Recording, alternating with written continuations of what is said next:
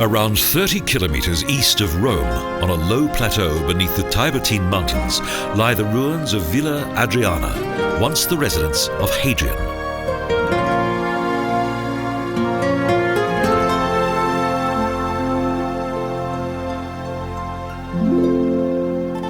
Roman Emperor Hadrian had this stately residence built in the 2nd century AD as a fine and luxurious country estate.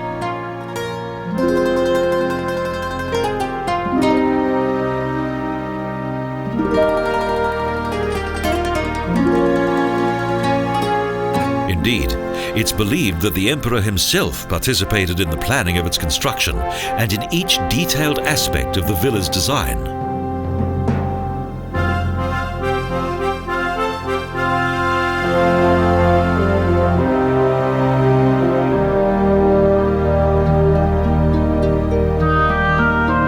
Hadrian's residence was built above the remains of a former building that subsequently formed the heart of the imperial residence.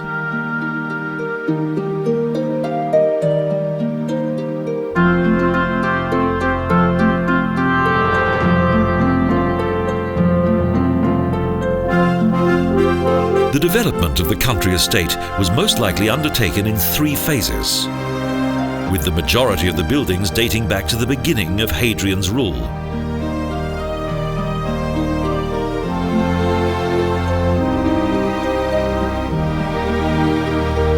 The centre of the estate was built between 118 and 121 AD, with the addition of the Greek and Latin library.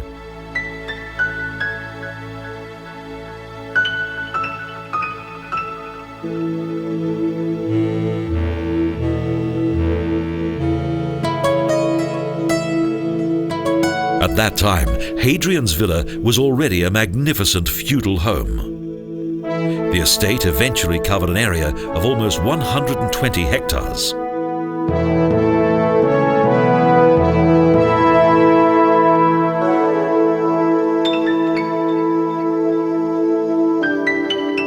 A foyer, a temple, and even a Greek theatre, nothing was omitted from this idyllic domicile close to Tivoli.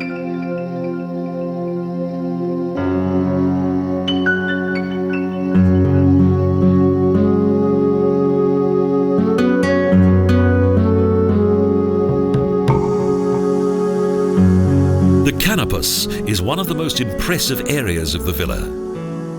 The statue of Tiber is an example of the great skill of the Roman sculptors.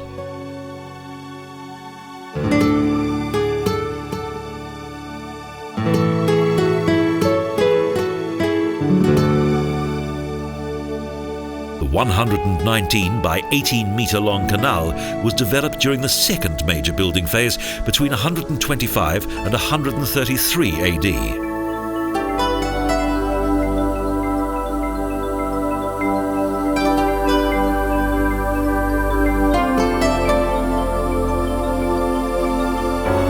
Six Caryatids adorn the western side of the elegant row of columns that surrounds the Canopus water basin, creating a wonderfully picturesque setting.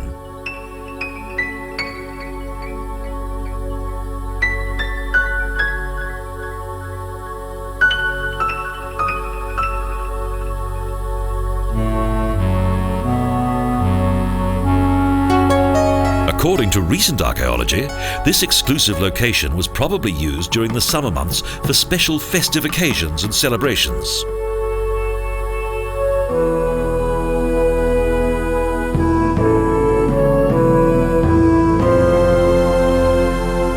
Old vegetation, most notably the trees, create further natural interest around the water basin. A perfect setting for the magnificent sculptures.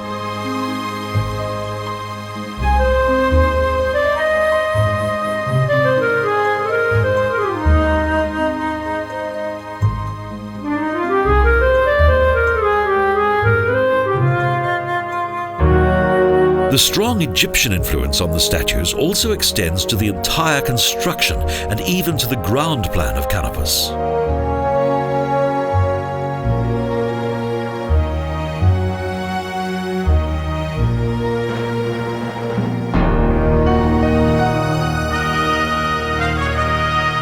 The thermal springs and heliocaminus were built during the first construction stage of the Villa Adriana. They are the oldest within the complex.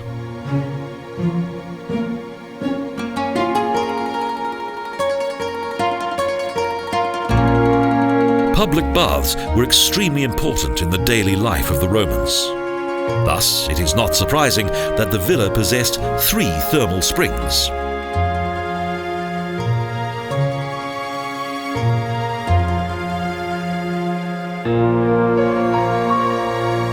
In the emperor's lifetime, many important dignitaries visited the villa.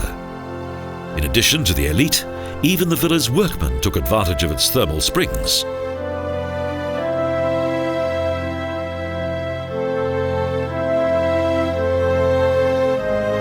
Prior to using the Roman baths, those who bathed here had to follow special rules of hygiene. They were an essential part of any visit to the baths and were strictly observed.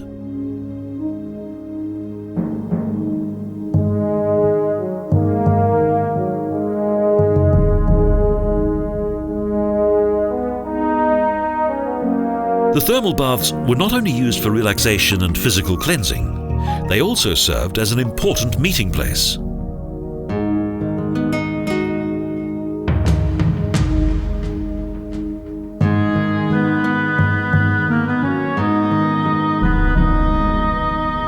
During his final years, Hadrian transformed his palace into a centre in which intellectuals could meet and air their views.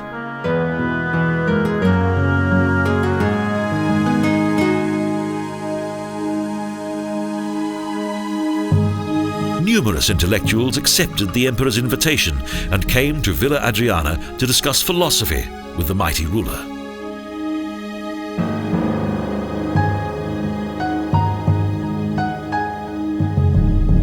Hadrian was highly educated and well-travelled, and towards the end of his life he began to occupy himself with science and the arts.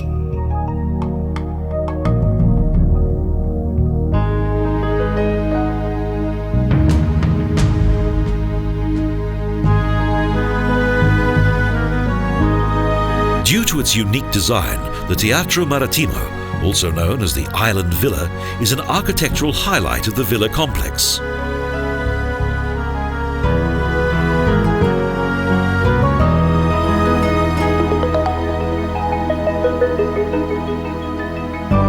The building's interior is dominated by a circular canal that surrounds a small island. Even today, it contains the remains of a miniature villa.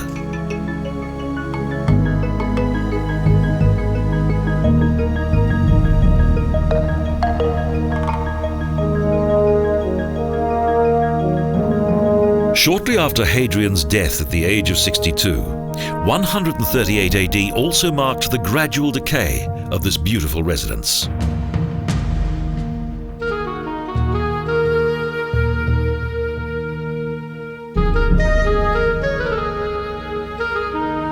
However, in the 16th century, archaeologists began to search for the emperor's lost residence.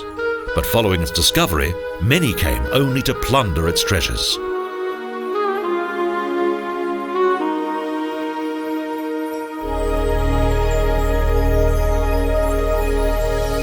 In spite of this, the unique splendour of the Roman Villa Adriana has thankfully been well preserved right up to the present day.